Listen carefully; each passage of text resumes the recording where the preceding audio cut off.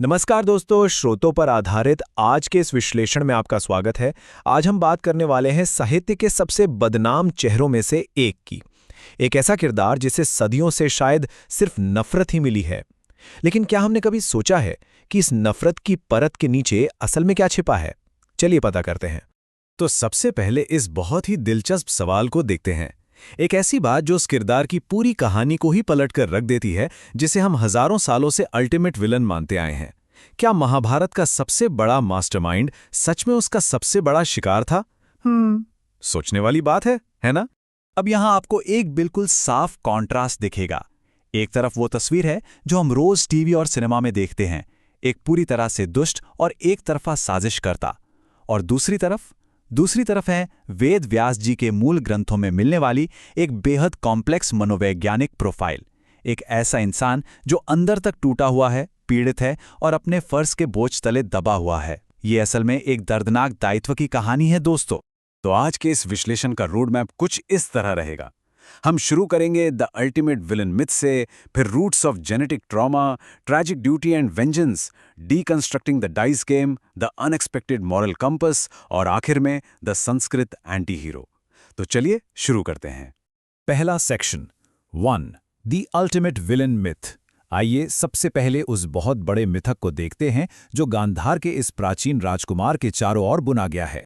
अगर हम pop culture और आजकल के साहित्य की सुने तो शकुनी को किसी दानव से कम नहीं बताया गया। कुरुक्षेत्र युद्ध का मास्टरमाइंड, द्वापर युग यानी छल कपट के युग का अवतार, अपने पिता की हड्डियों से जादुई पासे बनाने वाला और एक ऐसा इंसान जो हथियारों के बजाय शब्दों से लड़ा। कुल मिलाकर एक गिद्ध जो अपने शिकार पर मंडरा रहा हो। लेकिन, और ये बहुत बड़ा लेकिन है, जैसा कि अकादमिक स्रोत बताते हैं, ये पूरी कहानी का सिर्फ एक छोटा सा हिस्सा है।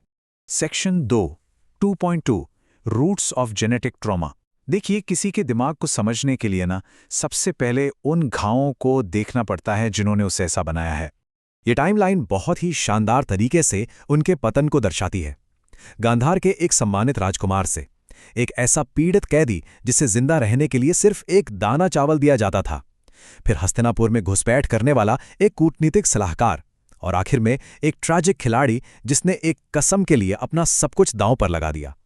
ये दिखाता है कि कैसे एक्सट्रीम ट्रॉमा और जुल्म ने जीवन भर के एक बदले के मिशन को जन्म दिया। तो सबसे जरूरी बात जो यहां समझने वाली है वो ये कि उनके एक्शंस किसी जन्मजात बुराई से नहीं आए थे।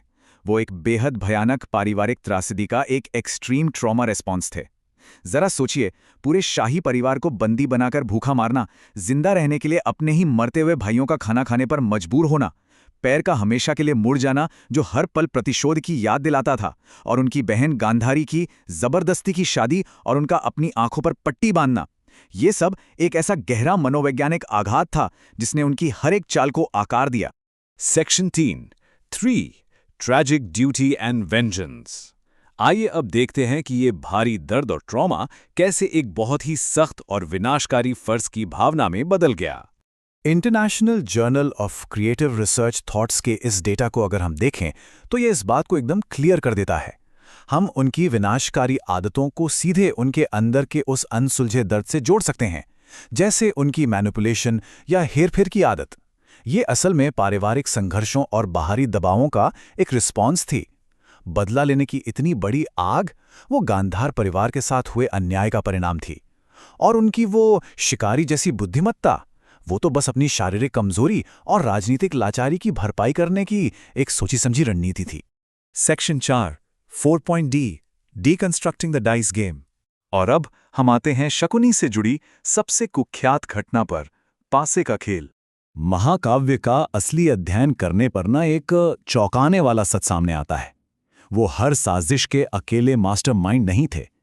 इंडिका टुडे के विश्लेषण से यह साफ होता है कि लाक्षागृह की साजिश या भीम को जहर देने का प्लान शकुनी ने नहीं बनाया था। पासे के खेल में भी सच तो यह है कि वो मुख्य रूप से दुर्योधन के लिए एक प्रतिनिधि या प्रॉक्सी जुआरी के रूप में खेल रहे थे। एक रणनीतिकार के रूप में उन्होंने सिर्फ मौके का फायदा उठाया था। हालांकि पासे का यह खेल हेर-फेर का एक बहुत बड़ा रूपक जरूर बन गया। ये सच है कि वो हर साजिश के पीछे नहीं थे, पर जुए में उनकी जो बेजोड़ स्किल थी उसे पांडवों का सम्मान छीनने के लिए एक रणनीतिक हथियार की तरह इस्तेमाल किया गया। ये वो टर्निंग पॉइंट था जहां गांधार के प्रति उनकी निष्ठा और बदला लेने की चाहत ने नैतिकता को पूरी तरह से निगल लिया था। Section 5 the unexpected moral compass. पर इन सब अंधेरों के बीच कुछ ऐसे पल भी थे जो आपको सच में हैरान कर देंगे। अब इस कोट को ध्यान से सुनिए।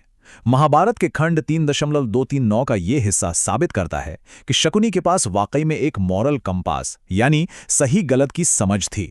घोष यात्रा की घटना के बाद जहां पांडवों ने दुर्योधन की जान बचाई थी, शकुनी ने असल में दुर्योधन को शांदु और कृतज्ञता की ओर बढ़ने की सलाह दी थी। उन्होंने साफ कहा था कि पांडवों को उनका राज्य वापस दे देना चाहिए और उनसे दोस्ती कर लेनी चाहिए, तभी तुम खुश रहोगे। है ना कमाल की बात? उनके चरित्र का ये पहलू आज की कहानियों में तो जैसे भुला ही दिया गया है। आखिरी section 6 the Sanskrit anti hero. चलिए अब परिप्रेक्ष्य को थोड़ा और व्यापक बनाते हैं और इस चरित्र को शास्त्रीय साहित्य और आधुनिक मनोविज्ञान के नजरिए से देखते हैं। एक साधारण खलनायक या विलन होने के बजाय शकुनी इस एंटी हीरो की कैटेगरी में बिल्कुल फिट बैठते हैं। वो इस कड़वी सच्चाई की एक जिंदा मिसाल हैं कि जिन लोगों को बहुत गहरी चोट पहुंचाई जाती है, अक्सर वही दूसरों को चोट पहुंचाते हैं। वो पारंपरिक आदर्शों को पलट देते हैं और अपनी ही कमजोरी को अपनी सबसे बड़ी रणनीतिक ताकत बनाकर सामने आते हैं।